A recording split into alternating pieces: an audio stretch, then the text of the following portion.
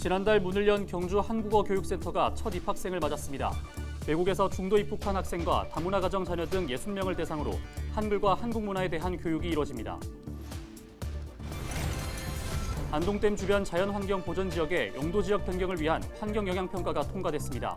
앞으로 산림청과 농식품부 협의, 경북도 도시계획이 심의 등을 거치면 안동댐 주변 개발이 일부 가능해질 전망입니다. 경상북도가 전기자동차 보급을 확대하기 위해 올해 11,000여 대를 대상으로 구매 보조금을 지원합니다. 경북도는 올해 관내 등록 전기자동차가 3만 대를 돌파할 것으로 전망했습니다. 10일부터 21일까지 대구 시내 주요 도로에서 이륜차 불법 운행 집중 단속이 이뤄집니다.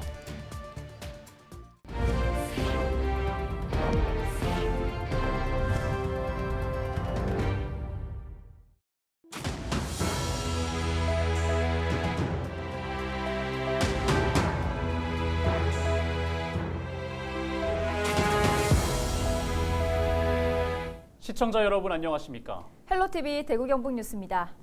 지난달 문을 연 경주 한국어교육센터가 첫 입학생을 맞았습니다. 학생들은 앞으로 석 달 동안 공부할 학교를 둘러보며 한국 생활 적응을 위한 첫 발을 내디뎠습니다. 이하영 기자가 보도합니다. 선생님과의 설레는 첫 만남. 기본적인 인사 예절부터 배웁니다. 아직은 서툰 한국어지만 뜻은 통합니다. 카자흐스탄에서 왔어요. 한국어를 배워서 좋아요. 경주 한국어 교육센터가 일기 입학식을 개최했습니다.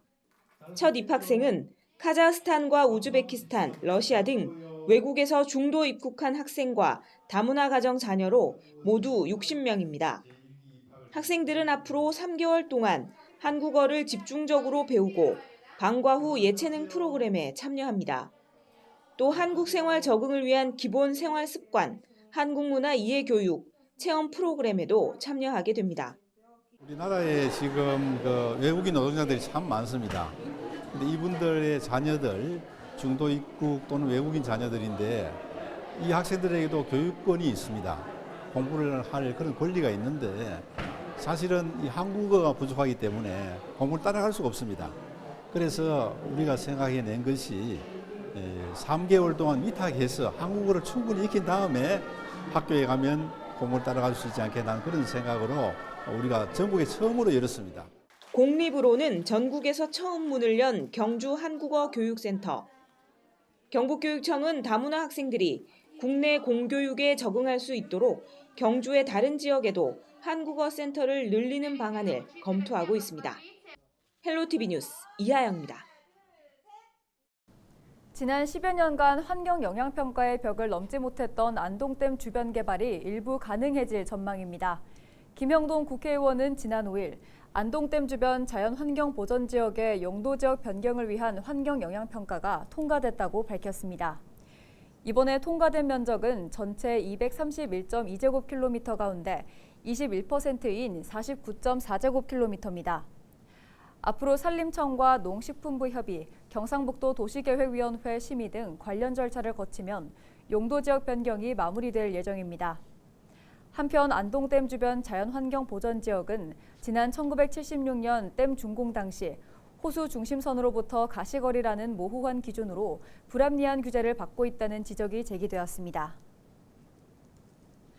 경상북도가 전기자동차 보급을 확대하기 위해 올해 11,015대를 대상으로 구매 보조금을 지원합니다. 지원 금액은 전기 승용차의 경우 최대 1,100만 원, 화물차는 1,800만 원, 이륜차는 160만 원입니다. 보조금을 지원받으려면 자동차 대리점에서 구매 계약을 한 뒤 신청서 등을 시군환경부서에 제출하면 됩니다. 지난해 말 기준 경북도 내 전기차 누적 등록 대수는 19,154대로 올해 3만 대를 돌파할 것으로 경북도는 전망했습니다. 대구 북구 산격동의 옛 경북도청 후적지에 들어설 예정이던 문화예술 시설들이 달성군에 건립될 전망입니다. 대구시는 문화예술 허브 조성 사업의 대상지를 북구에서 달성군으로 바꾸는 방안을 정부에 전달했습니다.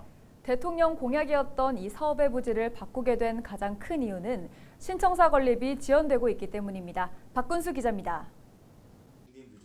대구시가 대통령의 지역 공약이던 문화예술 허브 조성 사업 부지를 옛 경북도청 부지에서 대구교도소터로 변경하는 방안을 추진 중입니다. 이 사업은 국립근대미술관과 국립뮤지컬 콤플렉스 등 문화예술 시설을 대구에 건립하는 것입니다. 대구시가 북구 경북도청 안 대신 달성군 대구교도소 안을 선택한 데에는 신청사 건립이 지연되고 있다는 점이 가장 크게 작용했습니다. 현재 옛 도청 건물들을 대구시 산격청사로 사용하면서 시 공무원의 65%가 근무하고 있는데 신청사가 건립되지 않으면 비워줄 수 없기 때문입니다. 타 강력 지자체에서도 유치를 희망하는 두 국립문화시설의 부지 문제가 해결되지 않아 사업 자체가 표류하게 된다면 지역 공약 추진의 적기를 놓치게 될 것으로 예상됨에 따라 대구시는 대구교도소가 올해 말까지 달성군 합익면으로 이전하는 것이 확정돼 있는 만큼 행정 절차만 마무리되면 언제든지 착공할 수 있다고 밝혔습니다. 또 상대적으로 문화 인프라가 부족했던 대구 서부권 주민들의 문화 향유 기회도 높아질 것으로 기대했습니다.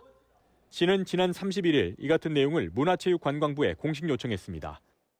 이렇게 되면 경북도청 후적지는 당초 국토교통부의 계획대로 산업과 주거, 문화 기능이 모인 도심 융합특구로 조성되게 됩니다. 도심 융합특구라든지 여러 지금 미래 먹거리를 위한 게 논의되는 또 후적지이기도 해서 그 부분에서 이제 비전들이 같이 녹여 들어가서 뭐 도청구지 개발 방향에 대해서는 이제 도시 그랜드 디자인 계획에 조금 맞추어서. 하지만 도심융합특구 특별법이 2021년 5월 발의된 이후 2년째 국회에 계류되고 있는 것은 여전히 고민거리입니다. 힐로티비 뉴스 박근수입니다. 학령 인구 감소는 비단 지역의 문제만은 아닙니다. 대한민국의 중심 서울에서도 학령 인구는 계속해서 줄어들고 있고 출산율은 전국 최하위를 기록하고 있습니다. 서울에 거주하는 젊은이들이 아이를 낳고 키우는 일에 주저하는 이유는 무엇일까요?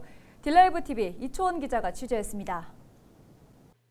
최근 10년간의 서울시 소재 초등학교 입학생 수 변화입니다. 10년 전 초등학교 입학생은 약 7만 명이었지만 지난해는 6만여 명으로 줄었습니다. 10년 새 1만 명 규모의 입학생이 줄어들면서 서울시 소재 초등학교 2곳이 통폐합됐습니다. 아울러 초등학교 중 학생 수가 240명 이하인 소규모 학교 역시 지난해는 51곳이었지만 4년 뒤인 2027년에는 85곳으로 늘어날 전망입니다. 서울의 작년 합계 출산율이 전국 최저를 기록했고 감소세가 더욱 가팔라지고 있기 때문입니다. 다른 지역에 비해 2030 세대가 많은 서울. 하지만 출산율은 왜 전국 최하위를 기록했을까? 전문가는 임신 후에 더 나은 주거 환경을 위해 서울을 떠나는 문제와 불안정한 고용 형태가 몰려있는 서울의 특성을 이유로 꼽았습니다. 특히 맞벌이 부부가 많은 서울은 내 아이를 내가 키울 수 없는 환경이 문제라는 것입니다. 현재 서울 구조가 좀 생각을 해보면 너무 일을 해야 된다라고 하는 부분에 너무 초점을 맞추게 되면서 너무 늦은 시간까지 아이를 맡겨야 되고 사실 그런 아이를 보면서 마음이 아픈 부모들은 결국은 일을 이제 그만둬야 되겠구나. 라고 하는 생각들을 하게 된다는 것이 지금 현재 서울 상황이지 않을까. 진짜 정규시간 끝나고 집에 최소한 한 7시까지는 돌아갈 수 있는 사회구조가 안 만들어지는 것. 이게 지금 현재 서울 상황의 큰 문제라고 봅니다. 서울에 거주하는 30대 기혼 여성 황민선 씨. 11개월 된 아기를 키우고 있지만 황 씨 역시 결혼 이후 임신을 고민했습니다. 둘 다 일을 하다 보니까 또 매일 정시퇴근 할 수 있는 것도 아니고 야근하고 집에 와서 둘이 밥 해먹기도 힘든데 우리가 만약에 여기서 애까지 있으면은 걔를 키울 수 있을까? 우리 둘 먹고 살기도 힘든데. 서울의 비싼 집값과 물가, 어쩔 수 없는 맞벌이 때문에 늘어나는 사교육비도 고민입니다. 특히 서울은 맞벌이 부부가 많잖아요. 그러니까 더 막 사교육 이런 거에 치우치게 되고 돈도 경제적으로 많이 들고 점점 힘들어지는 것 같아요. 2023년 서울의 인구 분포도입니다. 그렇다면 20년 뒤엔 어떨까요? 생산하는 인구는 적어지고 부양해야 하는 인구는 늘어나는 역피라미드 구조가 됩니다. 이 모습을 본 미국 대학 한 교수는 2300년엔 한국이 사라질 것이라며 인구 소멸 1호 국가로 한국을 꼽기도 했습니다. 대한민국 수도 서울의 출산율 감소가 대한민국의 소멸로도 이어지고 있는 상황입니다. 딜라이브 뉴스 이초원입니다.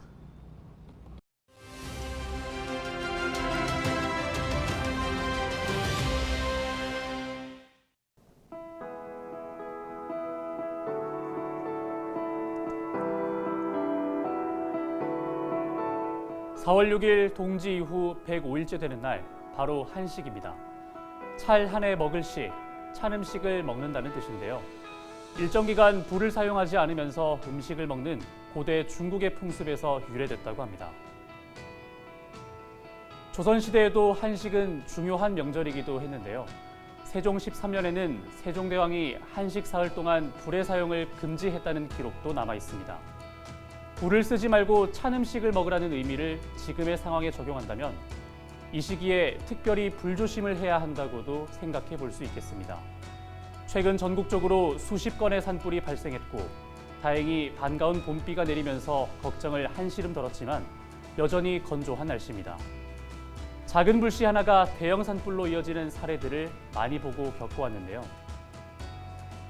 산에 갈 때 인화물질 가져가지 말고 아무렇게나 무언가를 태우지 말고 또 언제 어디서든 불조심하고 이런 당연한 것들이 더 중요하게 생각되는 시기입니다. 데일리 브리핑이었습니다.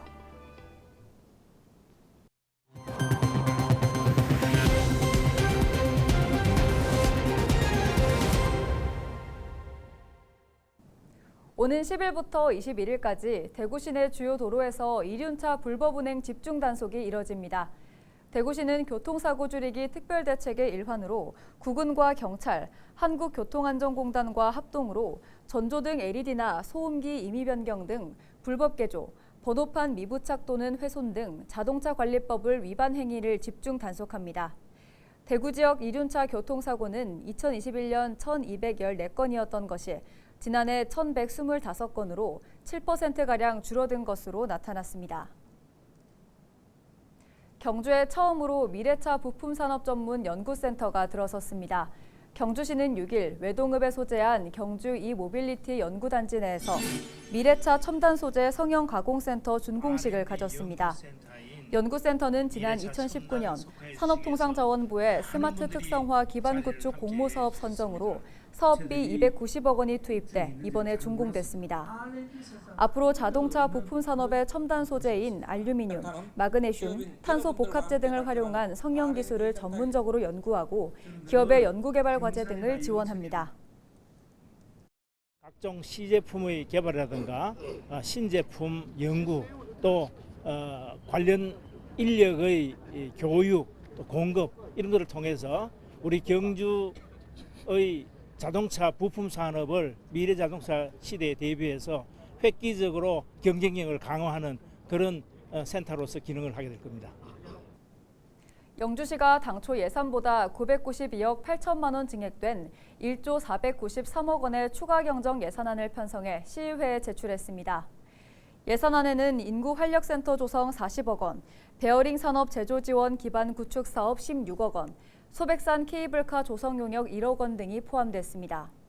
이번 추경 예산안은 오는 12일부터 열리는 영주시의회 임시회에서 확정될 예정입니다. 봉화군의회는 6일 제1차 추경 예산안과 15건의 조례안 등을 처리하고 제255회 임시회를 마쳤습니다. 의회는 올해 당초 예산 대비 670억 원이 늘어난 추경 예산안 5,790억 원에 대해 수정 가결했습니다.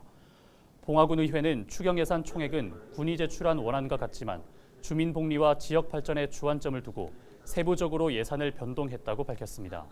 또 의회는 봉화군 치매 관리 및 지원에 관한 조례안과 인구 감소 대응에 대한 조례안 등 총 15건의 안건은 원안 그대로 가결했습니다. 영주시 순흥면에 있는 애국지사 최봉환 선생 추모비가 경북 북부보훈지청이 선정한 이달의 우리 지역 현충시설로 뽑혔습니다. 영주 출신인 최봉환 선생은 일제강점기인 1918년부터 중국 봉천성에서 포목상을 운영하며 광복단에 군자금과 물자를 제공했고 1923년 일본군에 체포돼 옥고를 치렀습니다. 정부는 지난 1990년 최봉환 선생에게 건국훈장 애족장을 추서했으며 1995년에 후손이 건립한 추모비는 2003년 국가보훈처로부터 현충시설로 지정받았습니다. 이상으로 뉴스를 마칩니다. 함께해 주신 여러분 고맙습니다.